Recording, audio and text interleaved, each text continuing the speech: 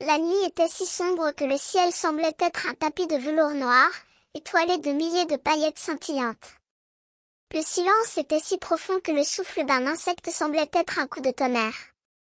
Et puis, soudain, les notes aigres et vibrantes d'un air de musique anglaise se mirent à chanter, comme si la nuit elle-même se réveillait pour célébrer la beauté de la vie. La voix, si pure et si cristalline, semblait sortir directement du cœur de la nuit. Elle chantait de l'amour, de la joie, de la liberté. Les mots, si doux et si harmonieux, semblaient danser dans l'air, évoquant des images de fleurs qui s'épanouissaient, de sources qui coulaient, de rivières qui scintillaient.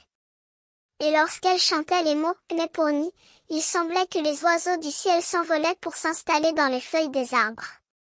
Lorsqu'elle chantait les mots « mais pour nous », il semblait que les rivages de la mer se courbaient pour recevoir les flots de l'océan. Et lorsqu'elle chantait les mots « mais pour moi », il semblait que les arbres se courbaient pour offrir leurs fruits aux enfants. Mais la voix ne chantait pas seule. Elle était accompagnée par les notes profondes et graves d'un air de musique, qui semblait sortir de la terre elle-même. Les deux voix se mélangeaient comme un mariage de feu et d'eau, créant un son qui était à la fois fort et doux, comme la rencontre de deux amants qui se retrouvent après une longue séparation.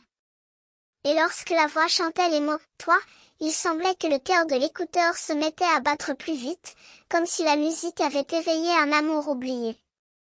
La nuit elle-même semblait se réveiller, comme si la voix avait éveillé son propre cœur, qui battait à l'unisson de la musique.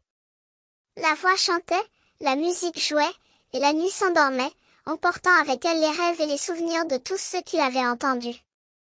Mais le souvenir de cette nuit, c'était comme un grain de sable dans le sable, un petit secret qui se cachait dans le cœur de chaque personne qui l'avait entendu.